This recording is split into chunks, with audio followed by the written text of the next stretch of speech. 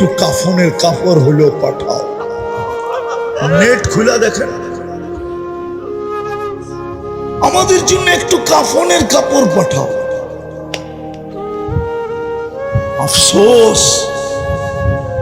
দ্বিতীয় যে দুটা বলতে চাইতেছি, আজকের থেকে চলেন অঙ্গীকার করি নামাজ কোনোদিন ছাড়ব না। পাক্কা? সত্য? নামা নামিয়েই। এটা তো এই এলাকার নাম কি? সিঁড়ির চালা মধ্যপাড়া, ঠিক না?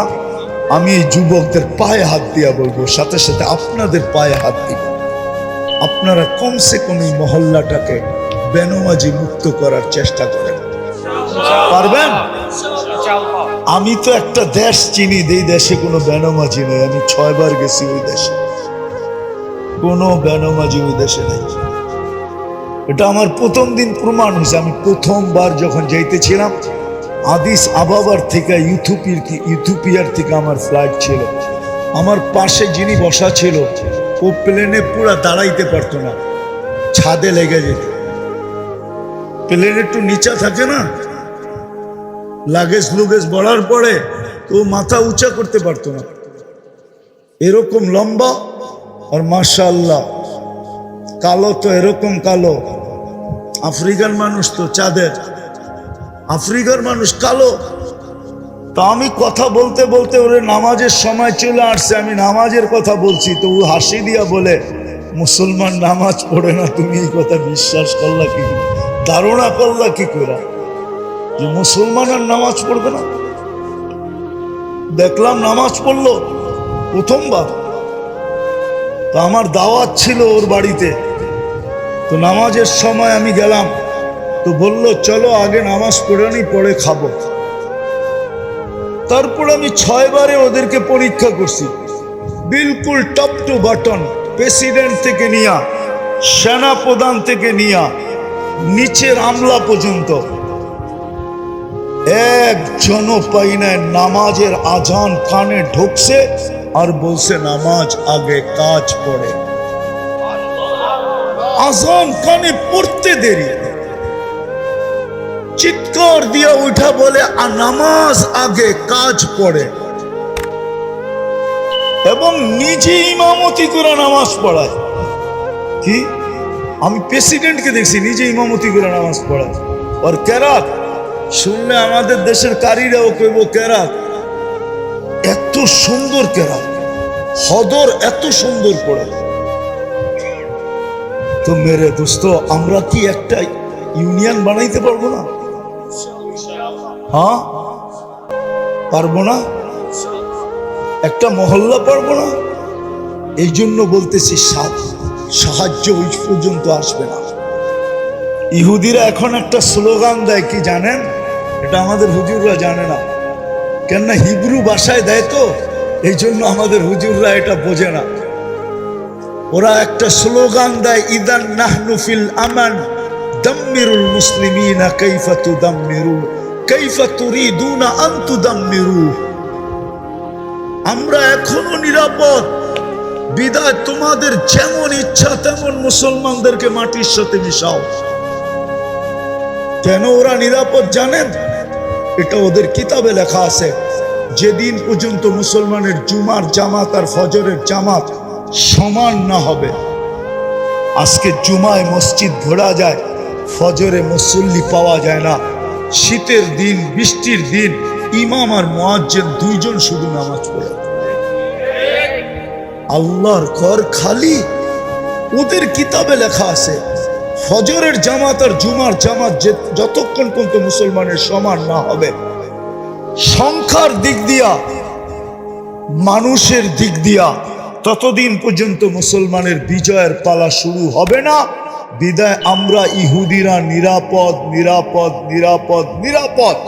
এই জন্য ওরা চিৎকার দিতেছে এখন, নাহনু ফিল আমান তুদাম্মিরুল মুসলিমিনা কাইফা তুরিদুনা আন তুদাম্মিরু। তোমরা এখনো নিরাপদ, যেমন মনে চায় তেমন মুসলমানদেরকে মাটির সাথে মিশায় দাও। বিদায় আমি আপনাদের পায়ে হাত দিয়া বলতেছি, নামাজ পড়েন আর মহল্লাকে বেনমাজি মুক্ত করেন। যত তাড়াতাড়ি করব তত তাড়াতাড়ি আল্লাহর সাহায্য, বিজয়ের পালা শুরু হবে, আল্লাহর সাহায্য চলে আসবে।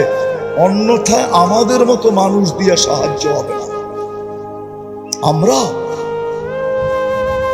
এই জন্য পায়ে হাত দিয়া বলি, ইনশাআল্লাহ পড়বেন আর পড়াবেন। কে কে করবেন এই দুটা কাজ? যে নামাজ পড়বো আর পায়ে ধরে হলো নামাজ পড়াবো।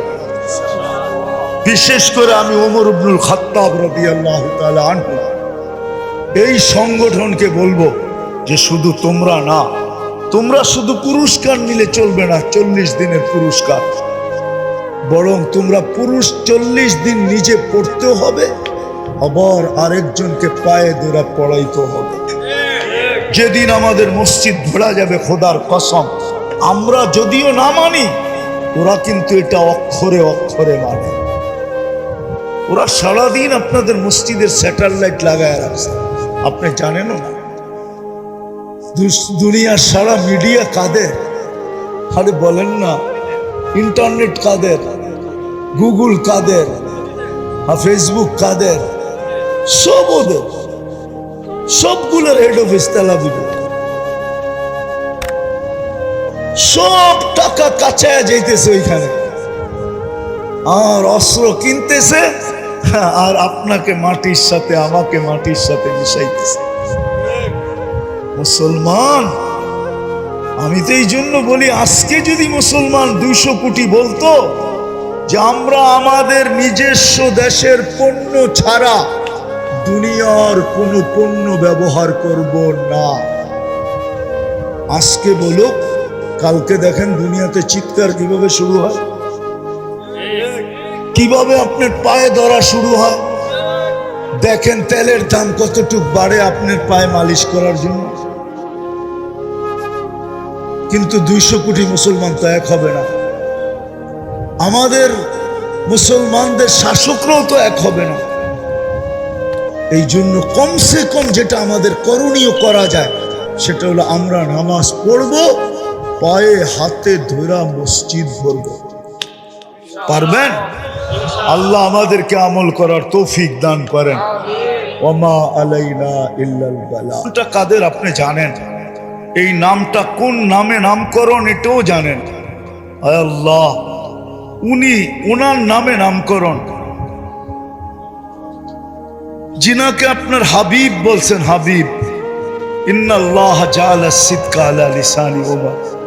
সততা নাকি আল্লাহ রাখায় কোথাও জায়গা পান নাই, উমর রাদিয়াল্লাহু তাআলা আনহুর মুখের ভিতরে রেখা দিয়েছেন। ওই উমর ইবনুল খাত্তাব, যার দ্বারা আপনি ইসলামকে সম্মানিত করছেন, আল্লাহ আপনার হাবিব দোয়া করছে, ওই সংস্থার পক্ষ থেকে আয়োজন। আল্লাহ বেশি কিছু চাবো না, লম্বাও চাবো না, এতটুকু অবশ্যই চাবো, আজকের আয়োজন যেন কবুল হয়, আয়োজনকারী সংস্থাটা যেন কবুল হয়, এই যুবকরা যেন কবুল হয়, শ্রোতারা যেন কবুল হয়, এই এলাকার মানুষগুলা যেন কবুল হয়, নারী যেন কবুল হয়, পুরুষ যেন কবুল হয়। আল্লাহ আজকে যেন পুরা শ্রীপুরটা কবুল হয়, শুধু মাওনাটা না, পুরা থানাটাকে কবুল করেন, থানার সুবাদে পুরা জেলাটাকে কবুল করেন, জেলার সুবাদে পুরা বিভাগটাকে কবুল করেন, বিভাগের সুবাদে পুরা দেশটাকে কবুল করেন, দেশটার সুবাদে পুরা মহাদেশটাকে কবুল করেন, মহাদেশের সুবাদে পুরা দুনিয়াটাকে কবুল করেন। আজকে উম্মতে মুহাম্মদীকে কবুল করেন। আয় আল্লাহ, আয় আল্লাহ, যুবকদের যে অবস্থা দেখলাম, আমি আপনার কাছে ভিক্ষা চাবো না, আপনি কচি কচি যুবকদেরকে কবুল করেন, এদেরকে ওমর বিন খাত্তাব রাদিয়াল্লাহু তাআলা আনহুর মতো কবুল করেন। ওই কবুলিয়াতটা একটু অংশ হলো এদেরকে দিয়া দেন। ওমর বিন খাত্তাব রাদিয়াল্লাহু তাআলা আনহুকে যেইভাবে আপনি কবুল করছেন, ওই কবুলিয়াতের অংশ থেকে এই সংস্থার বাচ্চাদেরকে, ছেলেদেরকে, যুবকদেরকে, আয় আল্লাহ একটু অংশ হলো আপনি দিয়া দেন। একটু দিলেই অনেক হয়ে যাবে, এদেরকে কবুল করেন। আয় আল্লাহ, সাহায্য সহানুভূতিকারীদেরকে কবুল করেন। যার যে পেরেশানি আছে দূর করে দেন, প্রয়োজন আছে মিটায়া দেন, অসুস্থ আছে শেফায়ে কামেলা আজেলা দায়েমা মুস্তামিররা নসিব করেন। আয় আল্লাহ, আয় আল্লাহ, জটিল রোগ থেকে আমাদেরকে হেফাজত করেন। হার্টের রোগ দিয়েন না, কিডনির রোগ দিয়েন না, লিভারের রোগ দিয়েন না, ব্রেন স্ট্রোক আর ডায়াবেটিসের রোগ দিয়েন না, ক্যান্সারের রোগ দিয়েন না, ব্যয়বহুল রোগ দিয়েন না, জটিল রোগ দিয়েন না। যদি কাউকে দিয়া থাকেন কুদরত দ্বারা শেফায়ে কামেলা আজেলা দায়েমা মুস্তামিররা নসিব করেন। আয় আল্লাহ, আয় আল্লাহ, আয় আল্লাহ, শ্রমক পেশার মানুষ সারাদিন শ্রমের ভিতরে থাকে, তোমাকে ডাকতে পারে না ডাকার মতো। আল্লাহ এদেরকে মাফ করা দেন, এদের তওবাকে কবুল করেন, এদের অঙ্গীকারকে কবুল করেন। আল্লাহ এই মাহফিলের উসিলায় এই মাটির নিচে যারা শুয়ে আছে, বিশেষ করে এই শ্রীপুরের মাটির নিচে, বিশেষ করে ইউনিয়নের মাটির নিচে, বিশেষ করে শ্রোতাদের সাথে যাদের সম্পর্ক দুনিয়ার যেই কোথায় কবরের নিচে মাটির নিচে থাকুক না কেন, আল্লাহ সবাইকে মাফ করা দেন, কবরকে জান্নাতের বাগান বানায় দেন, ফেরদাউসুল আলার ভিতরে মাকাম নসিব করেন। আয় আল্লাহ আপনি আমাদের দেশটাকে হেফাজত করেন, আমাদের দেশটাকে সর্ব ধরনের বিপর্যয়ের থেকে হেফাজত করেন, শরীরের শর থেকে হেফাজত করেন, জালেমের জুলুম থেকে হেফাজত করেন, দুশ্মনের দুশ্মনী থেকে হেফাজত করেন, সমস্ত চক্ষু থেকে হেফাজত করেন, সমস্ত বদ ব্রেন থেকে হেফাজত করেন। আল্লাহ সর্বশেষ ফিলিস্তিনকে জয়যুক্ত করা দেন, জয়যুক্ত,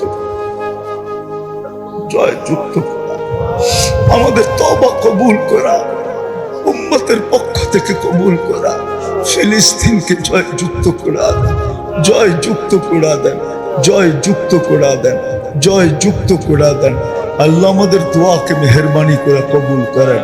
আবারও বলতেছি আল্লাহ ওমর বিন খাত্তাব রাদিয়াল্লাহু তাআলা আনহু সংগঠনে আয় আল্লাহ যত যুবক আছে আর এই সংগঠনের যত সদস্য হবে বা যত সহযোগী হবে অথবা যত মোহাব্বতকারী হবে অথবা যত ভালোবাসাকারী হবে, আল্লাহ সবাইকে আপনি ওইভাবে কবুল করেন যেইভাবে আপনি আল্লাহ উমর ইবনুল খাত্তাব রাদিয়াল্লাহু তাআলা আনহুকে কবুল করছেন। আয় আল্লাহ মা বোনদেরকে দিনদার বানায় দেন। ওয়াসাল্লাল্লাহু তাআলা আলা খায়রিল খালকি মুহাম্মাদি ওয়া আলিহি ওয়া সাহবিহি আজমাইন বিরহমাতিকা ইয়া আরহামার রাহিমিন।